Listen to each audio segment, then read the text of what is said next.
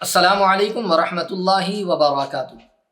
الحمدللہ رب العالمین والعاقبۃ للمتقین والصلاة والسلام علی سید الانبیاء والمرسلین اما بعد فاعوذ باللہ من الشیطان الرجیم بسم اللہ الرحمن الرحیم لقد کان لکم فی رسول اللہ اسوۃ حسنہ صدق اللہ العظیم۔ الصلاة والسلام علیک یا رسول اللہ وعلی آلک واصحابک یا حبیب اللہ صلی اللہ تعالی علیہ وسلم۔ ناظرین محترم، آج کا ہمارا درس نمبر 6 ایپیسوڈ نمبر 54۔ گزشتہ ایپیسوڈ میں آپ نے سونے سے پہلے کی دعا، بیدار ہونے کے بعد کی دعا یاد کی تھی، اور آقا دو جہاں صلی اللہ علیہ وسلم کا ایک طریقہ جو مسواک ہے آپ نے اسے بھی سماعت کیا تھا۔ امید کرتا ہوں کہ انشاءاللہ اسے بھی آپ سماعت کریں گے اور عمل کرنے کی کوشش بھی کریں گے۔ سونے اور جاگنے کے کچھ طریقے ہیں، انشاءاللہ العظیم آج ہم اسے سماعت کریں گے، سونے کا اور جاگنے کا طریقہ کیا ہے، اور ساتھ ہی ساتھ جب سونے کا معاملہ پیش آ جائے تو ہمیں کرنا کیا چاہیے۔ حضور علیہ السلام کا طریقہ کیا تھا کہ جب بھی سونے کا وقت ہو تو اس موقع پر کچھ عمل بتائے گئے ہیں، یہ کام کر لیں۔ کاش ہم بھی رات کے وقت میں ان کاموں کو کر لیں تاکہ سنت پر عمل کرنے کا ثواب بھی مل جائے۔ اب سونے اور جاگنے کا طریقہ انشاءاللہ آج آپ سماعت کر لیں۔ پہلا طریقہ تو یہ کہ حضور رحمت عالم صلی اللہ تعالی علیہ وسلم رات کے شروع کے حصے میں آرام فرماتے اور آدھی رات کے بعد اٹھ جاتے۔ ایک طریقہ یہ بتایا گیا۔ آج ہماری زندگی بالکل اس کے برعکس ہے۔ حضور علیہ السلام رات کے شروع حصے میں یعنی عشاء کی نماز آپ نے ادا فرمائی، ذکر و اذکار اور جو کچھ بھی جو ہے طریقہ تھا اس طریقے پر عمل کرتے ہوئے شروع کے حصے میں آقا دو جہاں صلی اللہ علیہ وسلم آرام فرماتے۔ مگر آج ہمارا حال یہ ہے، ہمارے بھائیوں کا معاملہ یہ ہو گیا، دیر رات تک جاگنا، اور راتوں کو جاگنا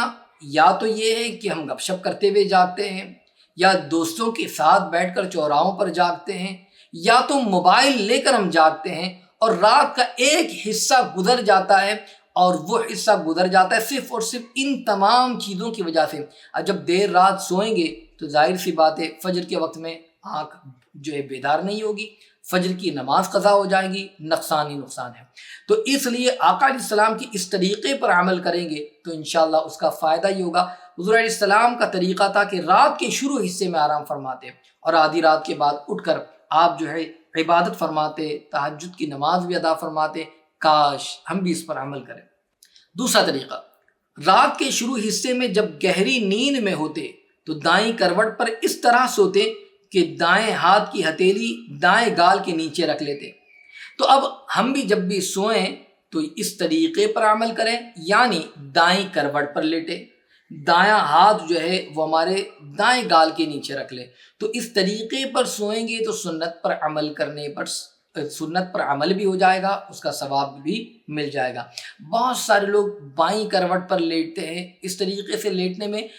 بہت سارے نقصانات بھی ہیں، دنیاوی اعتبار سے بھی نقصانات ہیں، اور دل جو ہے وہ بائیں طرف ہوتا ہے۔ جب آپ بائیں طرف لیٹیں گے تو دل پر پریشر پڑے گا، ہارٹ کا پرابلم ہونے کا اندیشہ ہے، اس لیے بیان کیا گیا کہ بائیں طرف نہیں۔ اور وہ حضرات کہ جن کو احترام کی شکایت ہے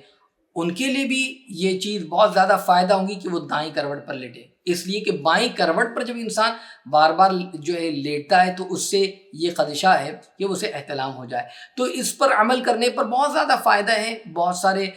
سنت پر عمل کرنے کا، ایک تو سنت پر عمل کرنے کا ثواب مل جائے گا، اور ساتھ ہی ساتھ میں دنیاوی فوائد بھی اس بندے کو حاصل ہو جائیں گے۔ تو جب بھی نیند آئے تو آپ دائیں کروٹ پر لیٹ جائیں اور اپنا دایاں ہاتھ دائیں گال کے نیچے رکھ لیں۔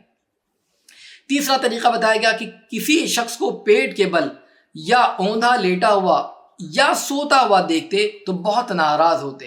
اور پیر سے اس کو اٹھا دیتے۔ تو یہ طریقہ بھی آپ نے اس سے پہلے سماعت کیا ہے کہ جب بھی لیٹیں تو کروٹ پر لیٹنا چاہیے، اوندھا لیٹنا نہیں چاہیے، پیٹ کے بل لیٹنا نہیں چاہیے۔ اس کے دنیاوی نقصانات اور دینی نقصانات یہ آپ نے اس سے پہلے سماعت کر لی ہے۔ چوتھی چیز، آپ کھجور کی چھال بھرے چمڑے کے گدے یا چٹائی یا ٹاٹ یا بان کی بنی ہوئی چارپائی پر، اور کبھی کبھی صرف چمڑے یا سیاہ کپڑے پر اور کبھی زمین ہی پر آرام فرما لیا کرتے، یہ آپ کا طریقہ تھا۔ تو جب بھی لیٹنا ہو تو یاد رکھیے آپ بھی اس طریقے سے چادر بچھا کر، زمین پر سونے کے بجائے چادر بچھا کر سونا، جس طریقے سے آپ نے سماعت کیا پہلے کھجوروں کی چھال ہوتی اور اس کے بنے ہوئے چمڑے کے جو ہے گدے ہوتے یا چٹائی ہوتی، تو چٹائی پر لیٹنا چاہیے یا چادر بچھا لیں یا سیاہ کپڑے پر آقا علیہ الصلوۃ والتسلیم جو ہے آرام فرماتے، تو ہم بھی اس کو بچھا لیں اور اس چادر کو بچھا کر پھر اس کے اوپر لیٹیں، تاکہ سنت پر عمل کرنے کا ثواب بھی ہمیں مل جائے گا۔ اور اس کے ساتھ میں ایک طریقہ یہ بتائے گا، جس ٹاٹ پر آپ آرام فرماتے ہیں اس کو صرف 2 بار طے کر کے بچھانے کا حکم دیتے۔